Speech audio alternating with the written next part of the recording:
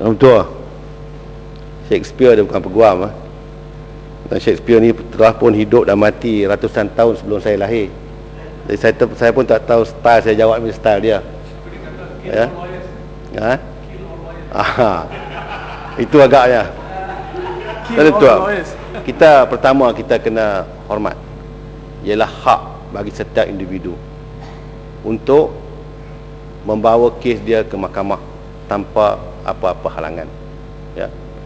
Penyediaan berbagai-bagai mekanisme ini hanya sekadar untuk cuba menyelesaikan masalah dalaman dan jangan dibawa ke mahkamah. Kalau proses itu gagal, itu hak mereka lah. Ya. Dan kalau saya minta sesuatu dan mengikut mekanisme yang disediakan, saya gagal, saya tak puas hati, saya bawa ke mahkamah. Itu biasa ya Muhammad. Tak perlu nak jadikan satu perkara yang luar biasa. Ya. Hak kita ke mahkamah itu tidak siapa boleh halang. Ya. Jadi sebab itu saya kira apa yang dibangkitkan oleh Yang Berhormat tadi itu sesuatu yang rotten itu berlaku. Saya ingat itu bukannya. Pokoknya siapa saja tak puas hati, tidak ada mekanisme dalaman yang boleh menghalang dia untuk membawa kes itu ke mahkamah. Itu hak asasi setiap warga di negara kita. Boleh saya pergi terus? Pematang pauh tak ada. Gimana? Galas ke batu sapi?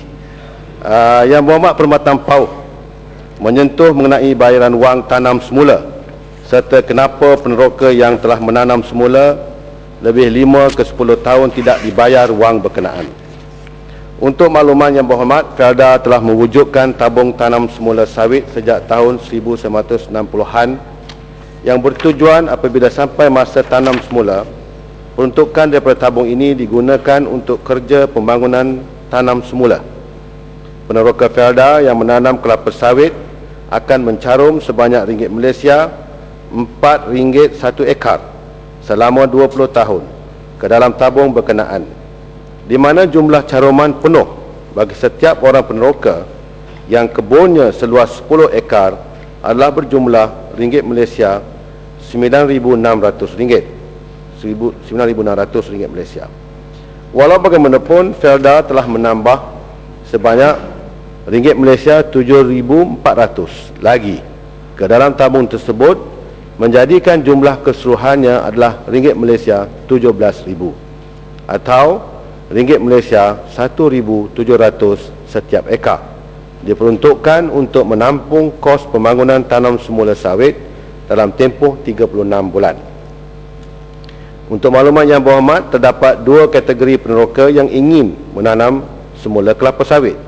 Satu, kategori pertama, iaitu peneroka-peneroka yang menanam semula sawit bersama pengurusan Felda. Wang caruman tanam semula sawit ini digunakan untuk menampung segala kos pembangunan tanam semula tersebut dalam tempoh 36 bulan. Segala kos pembangunan dalam tempoh 36 bulan ini ditanggung oleh Felda dan tidak dikira sebagai hutang peneroka. Dan kedua, iaitu kategori kedua, ialah peneroka yang menanam semula kelapa sawit secara sendiri. Bagi kategori ini, peneroka akan dipulangkan wang caruman berjumlah ringgit Malaysia 17,000 sekiranya kerja-kerja tanam semula yang dilakukan mengikut syarat dan garis panduan yang telah ditetapkan oleh Felda. Pembayaran wang caruman tanam semula kepada peneroka yang mengurus sendiri pula dipecahkan kepada dua peringkat pembayaran, iaitu satu, bayaran peringkat pertama sebanyak ringgit Malaysia 850 setiap ekar adalah mengikut kemajuan kerja yang telah dijalankan di ladang. Tahap pertama menyiapkan kerja-kerja menyiapkan kerja-kerja tebang dan racun pokok tua sehingga reput ke pangkal dengan bayaran maksimum ringgit Malaysia RM255 setiap ekar. Tahap kedua menyiapkan kerja membaris supaya memperoleh 55 pokok setiap ekar dengan bayaran ringgit Malaysia 175 setiap ekar. Tahap ketiga menyiapkan kerja menanam dan menyulam dengan bayaran maksimum ringgit Malaysia 210 setiap ekar. Dan tahap keempat, memastikan kebun bersih, pokok subur dan ada kawalan perosak dan penyakit dengan bayaran maksimum ringgit Malaysia 210 setiap ekar. Jumlah bagi semua tahap kerja ini ialah ringgit Malaysia 850 setiap ekar. Dan bayaran peringkat kedua iaitu sebanyak ringgit Malaysia 850 setiap ekar dibayar dalam bentuk input pertanian yang dibekalkan oleh Felda seperti baja, racun, peralatan dan sebagainya. Jadi dia tak bayar tunai, dia cuma bayar in kind, ya. Baja, racun, peralatan dan sebagainya. Tujuan Felda berbuat demikian adalah untuk memastikan caruman wang tanam semula tersebut tidak digunakan bagi tujuan lain, serta untuk memastikan kebun peneroka diusahakan dengan sebaiknya supaya dapat menjana sumber pendapatan kepada peneroka untuk tempoh masa 25 tahun akan datang. Sementara itu, permohonan untuk bayaran tanam semula boleh dibuat melalui borang permohonan tanam semula sendiri, TSS. Sukacita jelaskan kepada Yang Berhormat bahawa syarat pelepasan caruman tanam semula bagi peneroka yang mengurus sendiri ini adalah selaras dengan keputusan yang dibuat oleh Mahkamah Tinggi Kuantan pada 29 September 2010 yang mengesahkan tata cara proses pengeluaran wang tanam semula yang dilaksanakan oleh Felda selama ini adalah teratur. Yang Berhormat jempol mencadangkan supaya penanaman semula diselia secara sistematik serta menggunakan sistem benih dan pengurusan terbaik. Manakala Yang Berhormat Kuala Krau pula bagi saya habis membangkitkan tentang peneroka di Parlimen Kuala Krau menarik diri dari skim Felda kerana tidak puas hati termasuk dalam isu tanam semula, penggeredan dan harga kelapa sawit.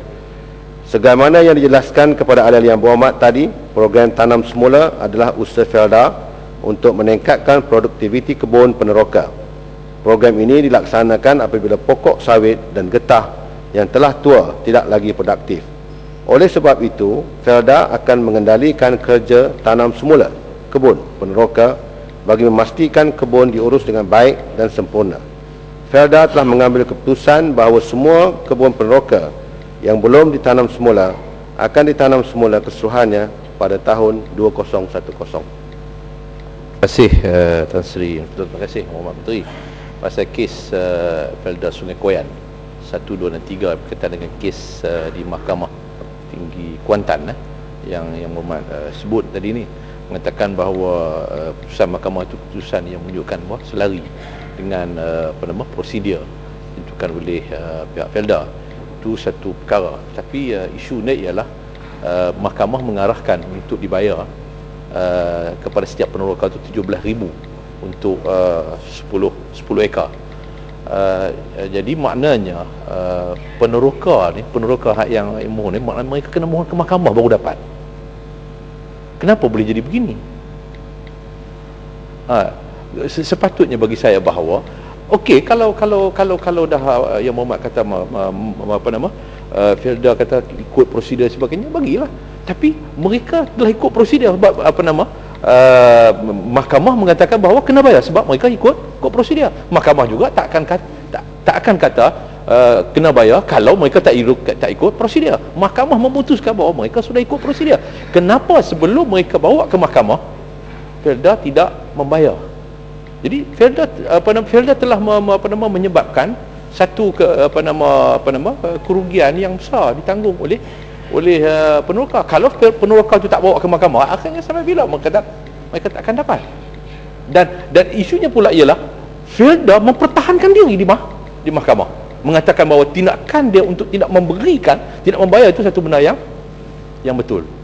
Jadi ini menunjukkan bahawa satu diskriminasi yang dilakukan oleh pihak Felda. Jadi sama juga dengan kes tadi tu, maknanya isu dia ialah mahkamah rekod kata memang Felda tipu.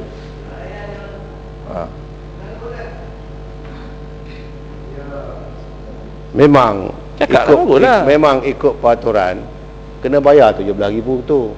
Tapi kena ikut cara yang macam mana Felda kata dibayarkan.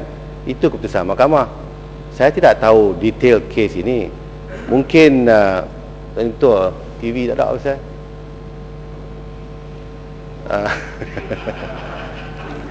Gangguan itu yang berhormat. Jadi TV pun sekarang ini pening kepala. Ya, dia pening kepala pasal soalan yang diberi oleh pokok senar Okay, ni. technician sila.